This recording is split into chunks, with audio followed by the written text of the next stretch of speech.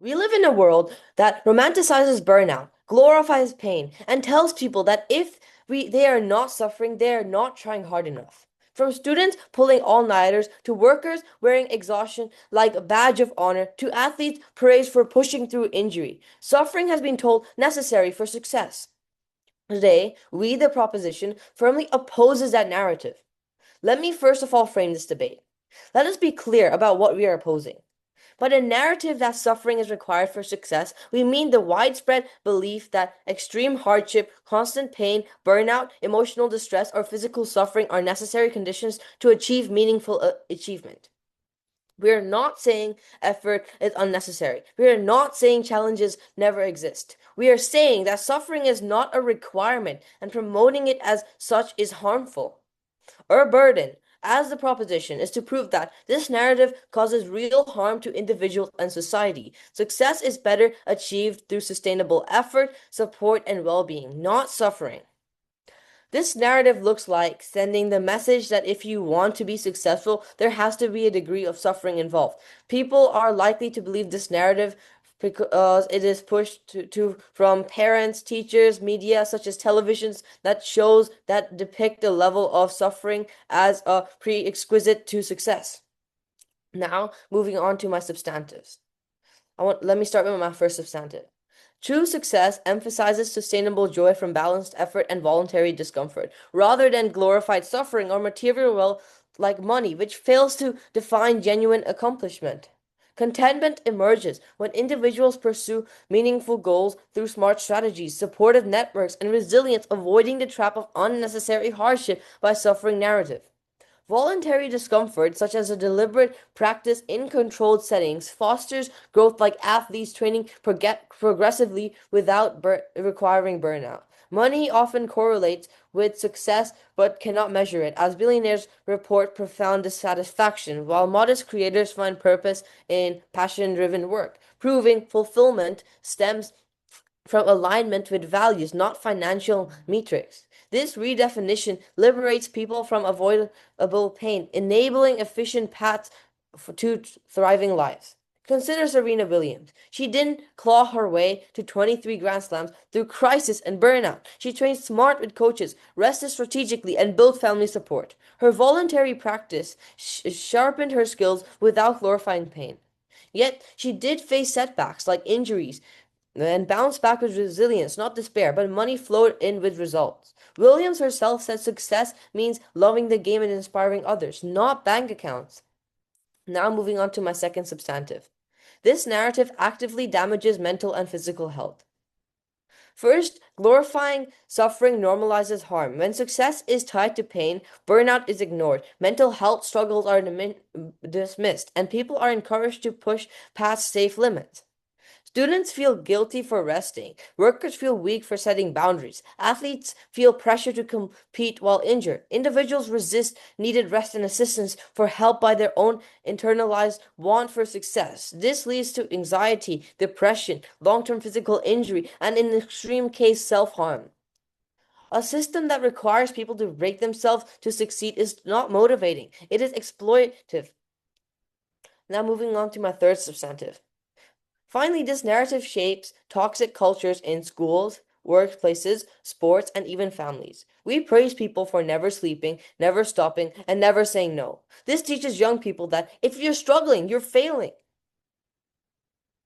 That mindset doesn't build resilience, it destroys it. True resilience comes from learning how to rest, adapt, seek help, and grow sustainably. But it also removes support systems when people you love and would seek help from view your suffering as a necessary part of making your life better in the long term. This can create disconnect with loved ones, and those who don't disconnect find themselves pushed to their limits by loved ones.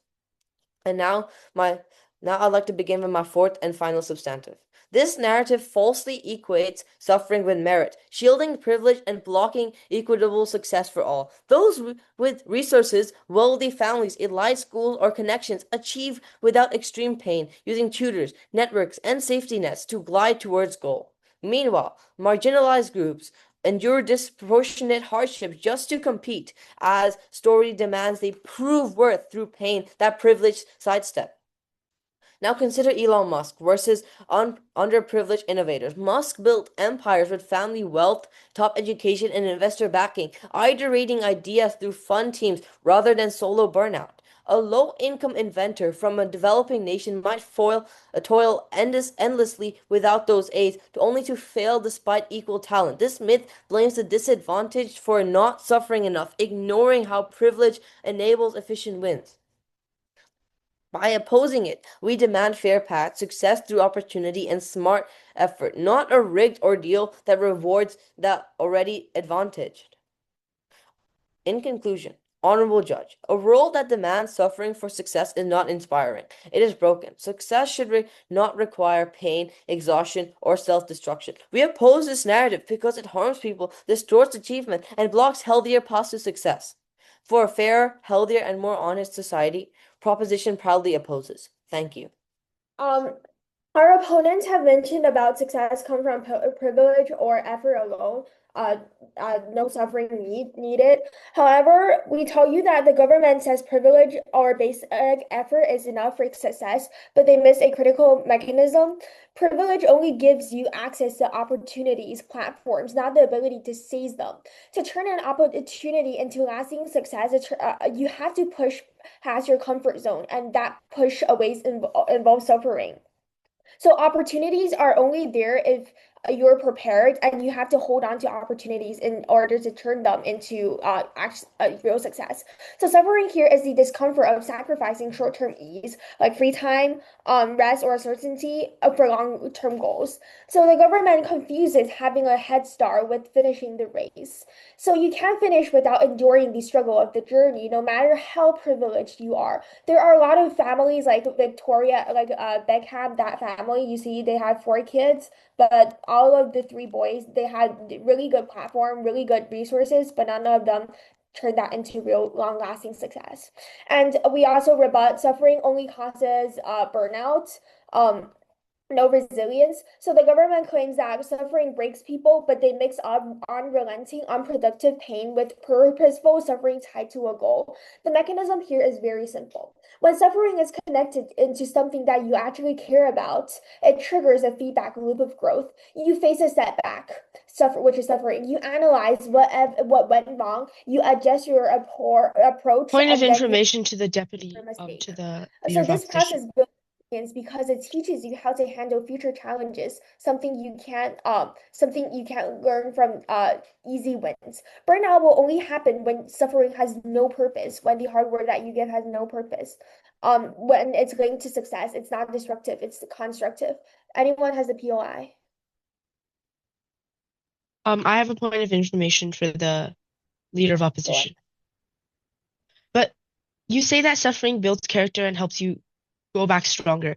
But is suffering the only way to learn discipline? Do you have other ways? Yes. Okay, just move on. My speech will answer your question. And we also rebut suffering excludes marginalized group, unfair. So the government frames suffering as a privilege filter, but they get the mechanism backwards. For a marginalized group, suffering isn't a barrier to success, it's a catalyst. When you start with fewer resources, every step forward requires overcoming systematic barriers. It's a milestone, and that overcoming is suffering. This suffering is built on two critical things. First, a deep understanding of the gaps in the system, which lets you create success that's more meaningful and inclusive. Second, a level of persistence that privileged people rarely develop because they don't have to fight for every opportunity. The government wants to erase suffering, but for a marginalized group, it's the tool that turns a disadvantage into strength. So we frame our debate with first suffering equals purposeful struggle. We're not talking about random pain like illness or bullying, like things like this. We're talking about the suffering that comes when you're chasing a meaningful goal, sacrificing comfort, facing failure, and pushing past to limits, getting out of your comfort zone because you care about the outcome. And we define success as lasting and meaningful. We reject the government's shallow definition of success that it's only money, privilege, fame, luck. We tell you that true success is something that lasts, that requires skill and resilience. And it doesn't matter what environment you are in. It only matters only your self-resilience and your real skill is the only thing that matters, and that you can achieve without fighting it. Last, we define suffering as the bridge between potential and success. Potential is what you're capable of, and success is what you actually achieve. Potential is nothing when there's no hard work. Suffering is the work that turns into potential into reality. It's the only bridge between the two because easy gains don't build these skills to keep the success long term. So our core argument, first, suffering builds on the non-negotiable skills for long-term success. Easy success teaches you nothing about how to handle failure, but failure is inevitable. When you suffer through setbacks, like losing, being rejected, falling short, your brain is forced to adapt. You learn to problem solve under pressure to stay motivated when things are hard and to distinguish between that's important or what's not. So these skills, such as resilience, critical thinking, grit, can be taught in a classroom or brought with privilege. The only can be learned is through suffering. Without them, even if you achieve success once, you'll lose it at the second challenge hits. Second, suffering gives success meaning. Without it, success is empty. Humans don't value things for free, for nothing. We value things for what we work, and the harder we work, the more we value the outcome. So this is a basic psychological mechanism that people should understand. When you sacrifice something to get something, that something becomes tied to your identity. It's not just a trophy or a paycheck. Instead, it's proof that you overcame something hard. You reach a you that turned into a milestone. If success comes easy, it feels like luck, not achievement. You don't take pride in it, and you don't have the drive to protect it or build on it. So suffering is what turns getting lucky into earning success. Alas, suffering is the only way to achieve world-changing success. So the world doesn't change because someone has a good idea. It changes because someone is willing to suffer to make that idea happen. Like nuclear bombs. Every every big meaningful change, ending injustice or inventing something revolutionary, solving a global problem, faces pushbacks from people who benefit from the status quo. So that pushback means suffering from criticism or failure or even danger. Yeah, maybe people sacrifice their life. If you're not willing to endure that suffering, you'll quit before you make a difference. So the mechanism here is that the systematic change requires persistence, and persistence requires suffering. You can't change the world without fighting it, and fighting always hurts. So based from above, we believe that the government wants a world where success is easy, but easy success is meaningless and temporary. But we're here to say that suffering isn't a course, it's the foundation of real success. So based from above, Judge, please vote for us. Thank you. When side opposition views hard work and suffering as synonymous, this is where we can win this debate. Okay, a few things in this speech. Firstly, on rebuttal, then secondly, on some extra whipping of what my first speaker said on what happens when other individuals hold this narrative and how does this affect individuals, and then onto my split on how this affects you when you yourself are successful and it actually hurts your chances for success. Okay, firstly on a bit of rebuttal. Side opposition came out here and said that our point on how more privileged people getting success easier can perpetuate this harmful narrative for people who are less successful into making themselves suffer more by saying that these people are getting opportunities and this does not mean they have to suffer. Why does this still not help? Why does this still not make our point? Why does our point still stand? Okay, firstly, these people who are quite well off still promote themselves as having suffered because they themselves do feel like they have put in the work and they deserve to be where they are at. But they are quite public with it, usually if you are quite successful. So you see this through quite successful people saying on podcasts that you need to have a grind set. It looks like media outlets interviewing these successful people and showing these people have suffered to get to where they are. why does this now harm these minorities who are like watching these successful people? Well, because these media like outlets usually fail to recognize these opportunities these individuals are granted, such as like having the ability to like network within like certain groups because they like already have the having like a financial advantage. This means these individuals watching them perceive like their own journey as needing to suffer to like get to this goal because this is what they are promoting. But they also suffer to a far greater extent because they do not have these opportunities available to them, but like do not recognize this. This is what we were saying, and they are like, this is still in the debate. They also said that these marginalized groups would benefit from having this suffering mindset because this will actually help them get ahead in the long term. If you don't already buy our material on how the suffering actively harms them and hinders their ability to get ahead, even if like this does help them get ahead, like while it's true that they may suffer more in the long term, they probably like view that the suffering is like only temporary, and the suffering isn't like, they aren't actively seeking out the suffering as validation for the fact that they will have success in a future career. It means they don't like discard and make sacrifices regarding friendship, like family connections, like general enjoyment to try and get ahead, because this is what is being promoted to them. Opposition also said that like our definition of like success is like relatively shallow, but we believe that like the successful people like you see portrayed in media are usually quite rich, quite famous, or like individuals are quite shallow and view success as having like a really good career and like having like a promotion, very like individual goals. They fail to recognize these very long-lasting things that like accumulate over time as like having strong family bonds and connections, because you do not necessarily have to suffer to acquire those, and therefore do not view that as a prerequisite like to their like success. But they also, it is quite likely that like they also said that like hard work and the success is meaningful without hard work. It is quite important to note that like hard work and suffering are not the same thing. Many individuals take like some enjoyment in putting hard work, having like short like challenges and like overcoming them. This is not necessarily suffering, but in a lot of cases they say like the suffering is like what powers their drive to get to success. But they fail to recognize other narratives that are existent within the world, such as not giving up and put in the hard work, and hard work is rewarded, that do not promote a sense of suffering that is needed for success. Okay, moving on.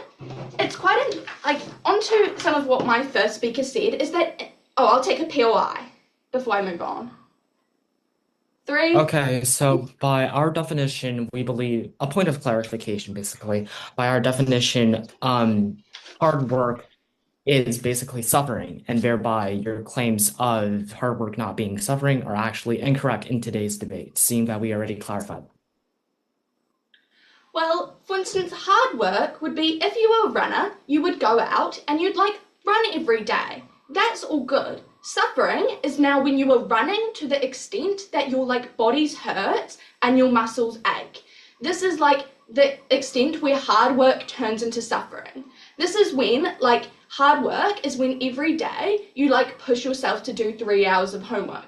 When this turns into suffering is when you now are like pushing on like hours of homework and you are convincing yourself that this is okay, I am suffering to be successful. Which leads me into how now institutions such as school and families push this narrative onto you in a way that they actually materialize these scenarios that create like suffering for individuals. This looks like schools giving unnecessary amounts of homework to students because they believe that it will make them better in the long run.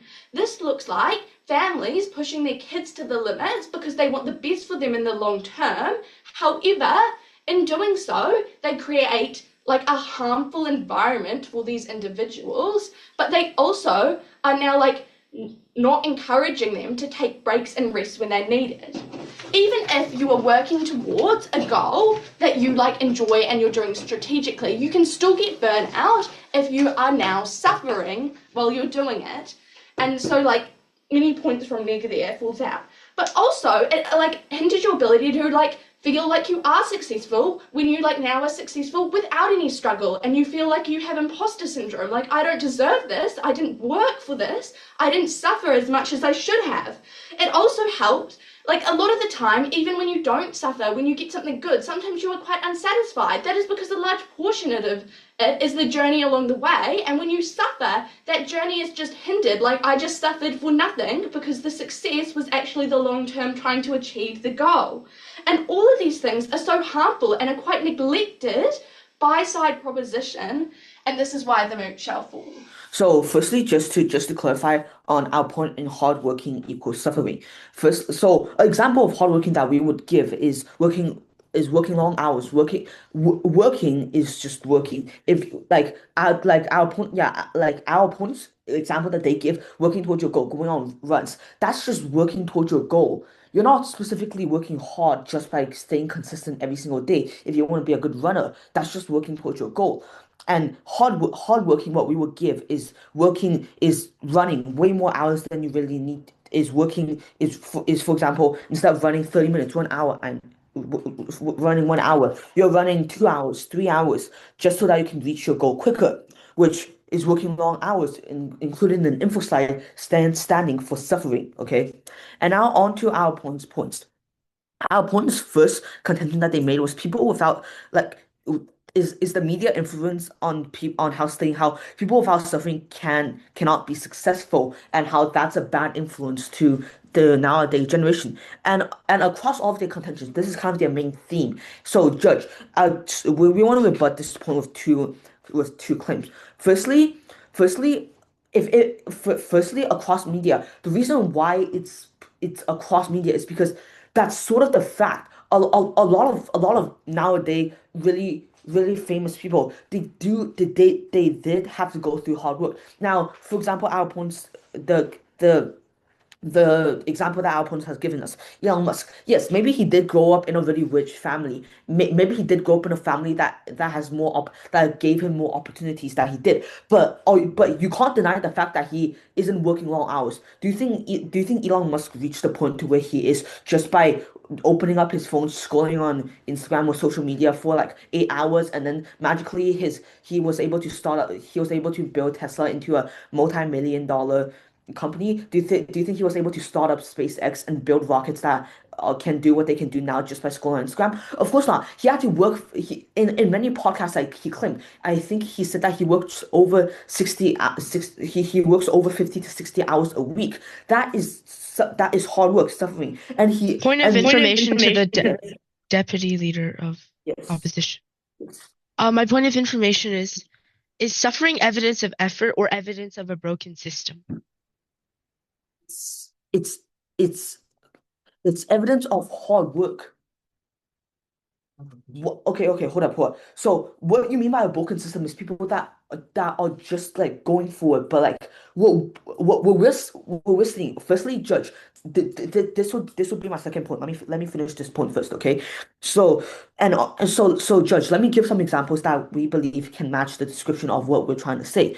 For example, Rockefeller, I believe, I'm pretty sure he grew up in a really non-wealthy family. He had to work several part-time jobs just to make his first money to start up his first company, which is, I believe, which is an oil manufacturing company. And slowly, he was able to build up his wealth. Also on or also you can see a podcast with John Cena every single day. He had to, or The Rock, like they all had to go through really big suffering while working out at the gym, having to, I believe, steal protein bars, or having to work hard really every single day just so that they can afford food. And so slowly, they did get opportunities that maybe some people wouldn't have got. But that's also equated to suffering. Just because of their hard work, they were able to reach statuses that people didn't reach, which is why they were able to seize these opportunities. Not because they grew up in a wealthy family, which is why they were able to get these opportunities, but instead because they were working hard, they were going through really tough times, which allowed them to finally reach this point. And also onto my second point on why this is important. So, Judge, we believe for this generation that we can consider, and this type of narrative is needed. If you open up social media, right, and you search up self-help or like productivity, these hacks, they are all going a bit more overboard than what you might really need because because this generation, unlike the past, you can consider because the past generations they have gone through, for example, World War II or World War I, they have gone through places that they really had to go through suffering and really hard work.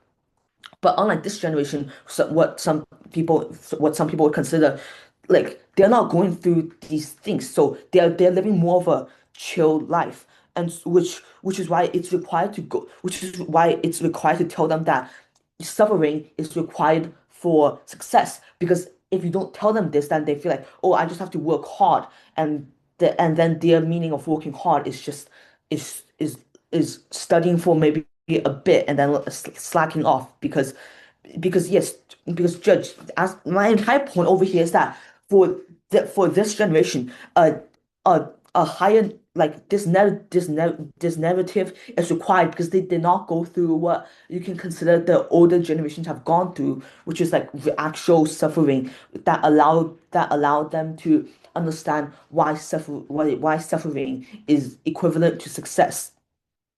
And now adding on to my prime minister's point, which is which is which is if, which is hard work, which is again at the start of my speech, how hard work and success success and suffering can be linked all together. And another example that I'm giving, Leonardo DiCaprio, he also grew up in poverty, I believe. He did not grow up in a really wealthy family. He had to go through really hard suffering. He had to get rejected several times, and he had to get humiliated by a lot of people in wealthier families. This is what we again consider the harder suffering, hardship, and this allowed him to get the spirit of hard working. This allowed him to gain the spirit of never giving up, which allowed him to build his success and his future career. We're not saying that everybody has to go through this type of hardship, but we're saying a narrative that tells people suffering is required is important for this generation. So for all the reasons above, we believe we should win today's debate.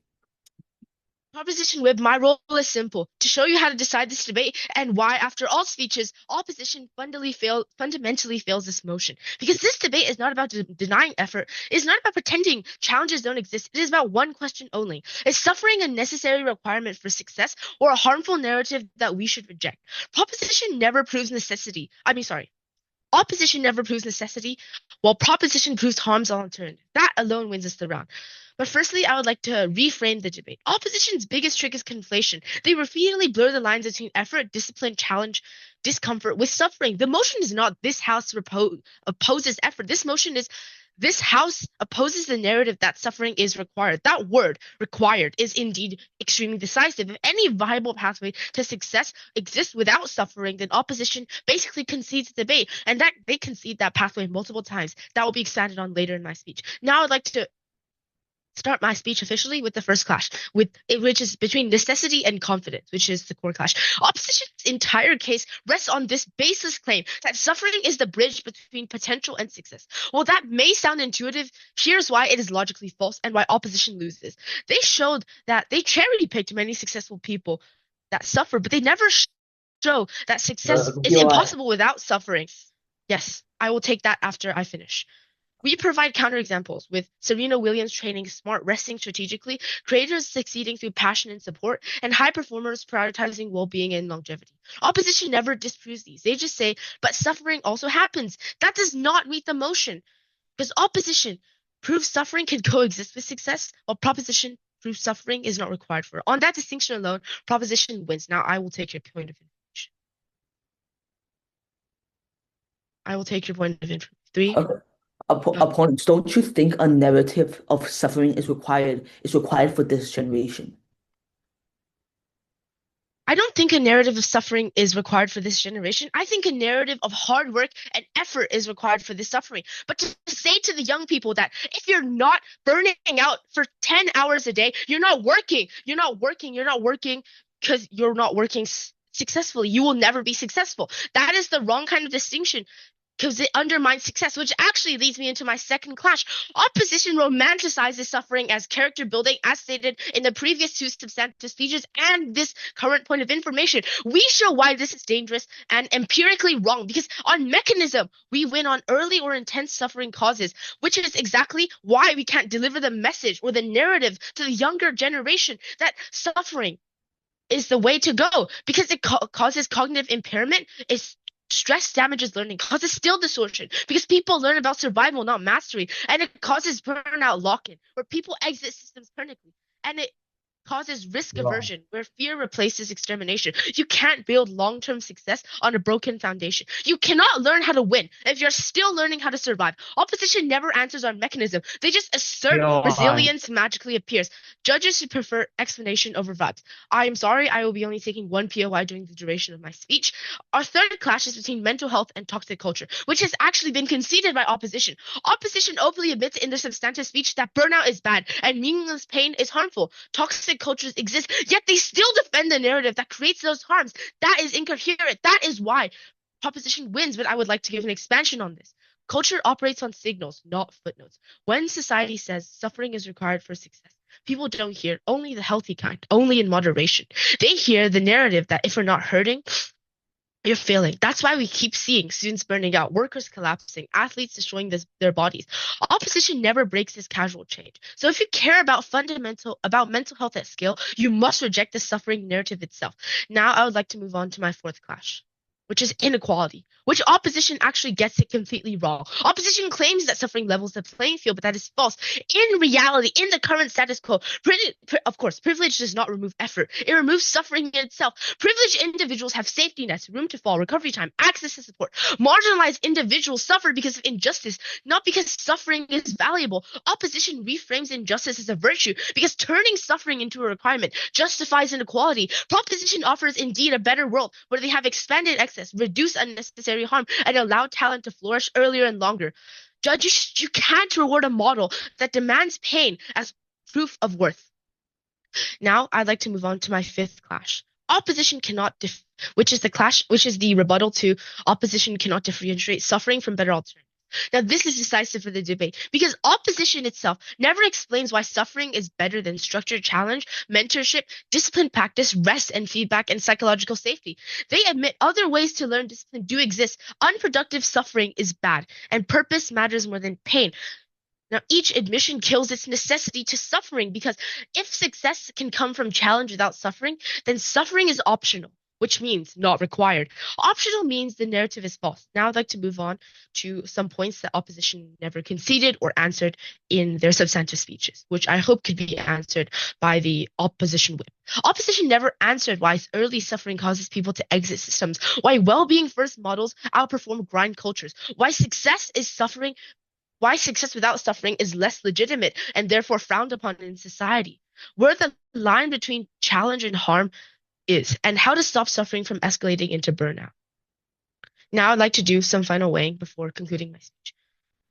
Firstly, I'd like to weigh probability, where harm from the suffering narrative is real on our side and widespread and ongoing. On your side, benefits are speculative and conditional. That's why proposition wins on probability. On scale, it affects schools, workplaces, sports, and families, and shapes millions of lives. Proposition wins on scale. On moral clarity, we protect effort without endorsing harm. They justify harm without necessity. Now I'd like to move on to concluding my speech. Honorable Judge, this debate is not about ambition. It's not about how much you suffer. It's about how much work you're willing to put in. Proposition proves that suffering is not required for success, that the narrative causes real harm, and better proven alternatives exist in its entirety. Opposition defends pain because it sounds meaningful and it sounds just, not because it's necessary. They only defend something that sounds good on paper, but it isn't proved or backed by anything. For clarity, fairness, and human dignity, please side with the proposition. Thank you for your time. Now, Judge, that was a really heated speech from the government side. However, the government gets one of the core values within today's debate incorrectly. Judge, our opponents cannot simply win today's round simply because they frame the entire debate over a definition problem. Judge, what our opponents are trying to do in today's debate is frame suffering into something that is associated with definite physical suffering, definite physical harm, not suffering.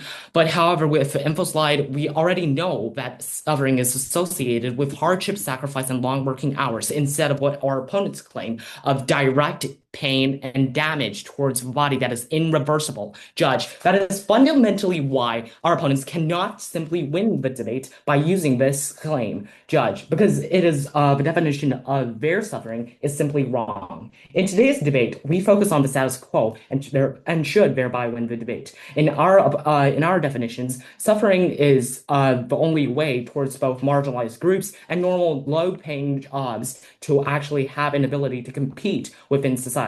Judge, but when the government frames suffering as something against marginal groups as it prevents the use of a better method towards success. However, Judge, you have to focus on here, seeing that there is the key mechanism of how a narrative would necessarily confirm that there is no upper method would be taken in.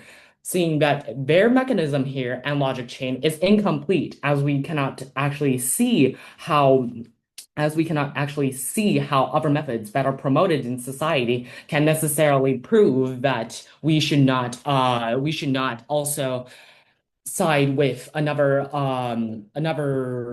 method towards success. Thereby, they haven't actually proven the key mechanism towards how a narrative of something is actually going to harm these marginalized groups due to them lacking in the key mechanism and a logic chain. Judge, even if we look away from this missing piece of mechanism and logic chain and focus on the argument itself, our opponents are actually claiming that what our opponents are actually claiming is somewhat supportive of our side's logic chains. Judge, our opponents claim that marginalized group needs to suffer to succeed in life in the status quo due to this supposed narrative of suffering. However, Judge, doesn't this directly prove our points, seeing that our opponents already agree that marginalized groups need to suffer in order to succeed? However, Judge, what this is supporting is actually the opposition side, seeing that with later. Seeing that with marginalized groups, they actually need to do suffering in order to succeed, as our opponents claim. Thereby, we have it not only proves the benefits for suffering, but it is also proven to be a much wider spread good. But it is also proven to be the only way, seeing that our opponents agree with us, that for these poor people and marginalized groups to actually succeed in life and thereby, by the debate, have success. Because of this, that was, in my opinion, the main push. Next, Judge, seeing that we have covered most of the debate now, let's proceed to a comparison of worldviews in today's debate to prove how both logically and ethically arguments our opposing side makes is actually incorrect. Seeing that the status quo of today is where in the status quo where Khan is supporting today, the narratives of suffering before success helps both create grit and anti-fragility in the youth, just as how bone tissue requires physical stress to gain density. The human physique requires experience to develop resilience, and thereby, according to both the 10,000-hour rules and the psychologists' reports within society today, not only does society and people need long working hours and hardship, they actually also need sacrificing their hours for something in order to actually to succeed within society by the definition in today's status quo. Moreover, Judge, our opponents cannot simply win by attempting to weigh their probability over ours. Judge, this is because, as I have claimed before, again and again, and my opponents have clearly not acknowledged with the rebuttal speech of our second speaker, that for most groups within society today, suffering towards success is the only way. Judge, our opponents continuously claim that there are other better ways towards success. However, most of what they talked about was about hardship, which is definitely included within today's info slide, talking about how hardship is associated with actually suffering. Thereby, they're actually supporting our arguments when they talk about the other way of hardship into success. Again, I acknowledge that our opponents also gave some examples surrounding how the rich has other ways and thereby have a very good safety net. However, Judge, I have to remind you, Judge, even in China, there are around what 29 to 30% of the population that is currently heavily in poverty, whereby we do not have the ability or the status or the money to attempt to follow what the rich do in today's debate. Judge, what our side cares most about are the stakeholders that are actually at stake if we oppose the narratives that suffering is required for success. Judge, not only does this narrative build anti-fragility and grit, but it also creates a better safety net for the actual method towards success that most people actually need.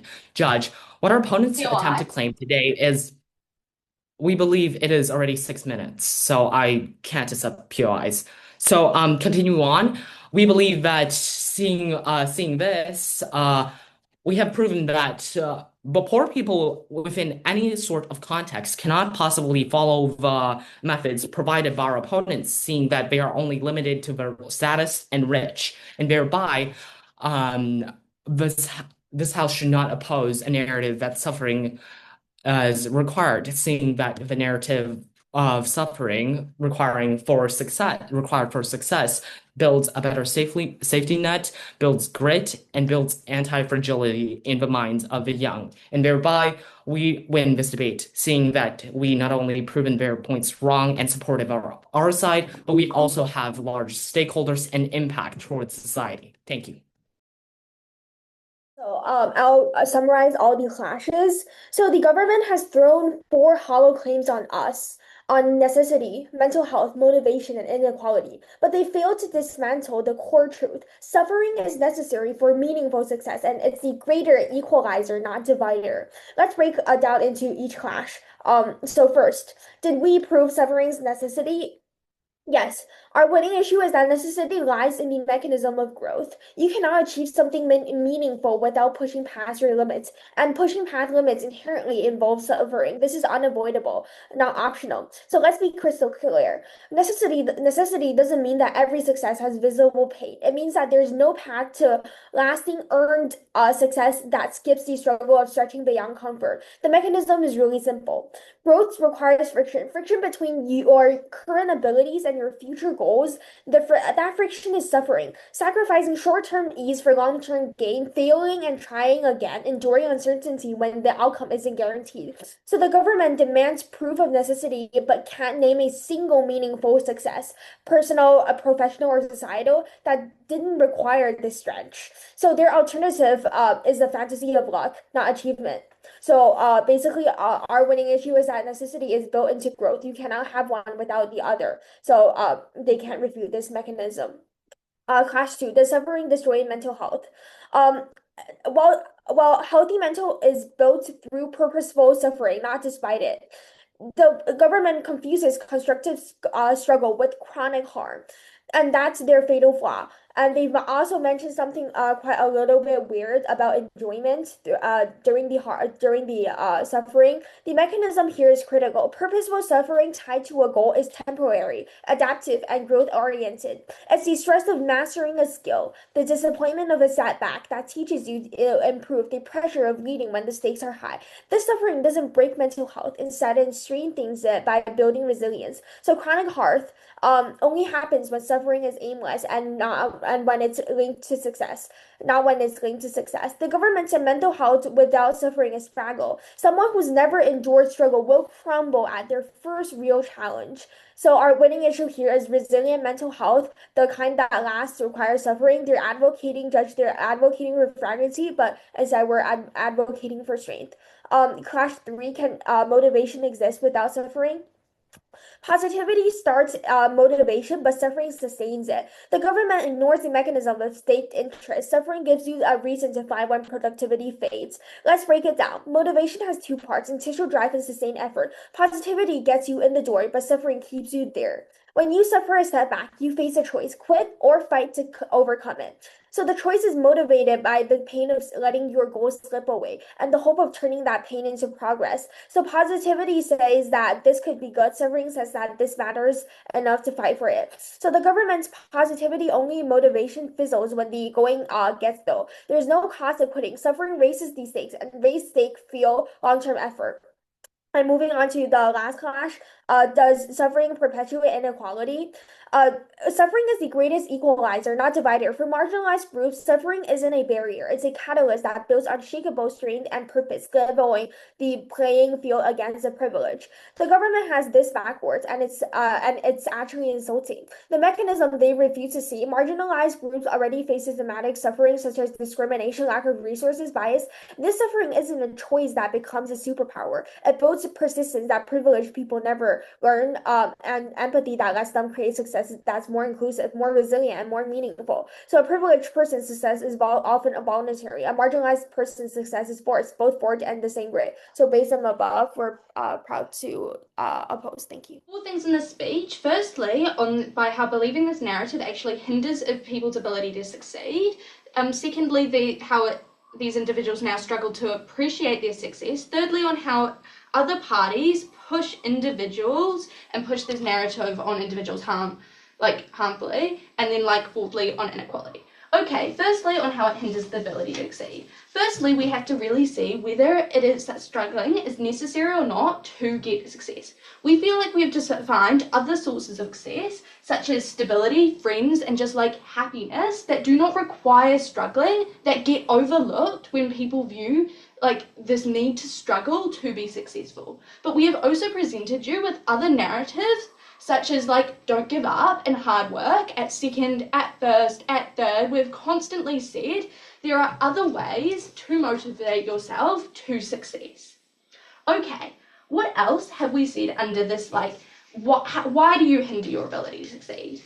Well, we say that people believe in this definition of struggle, how they see it on media, how other people push it on you. People really struggle to recognize the difference between hard work and struggle when you struggle becomes necessary, and what are the limits that you push yourself to.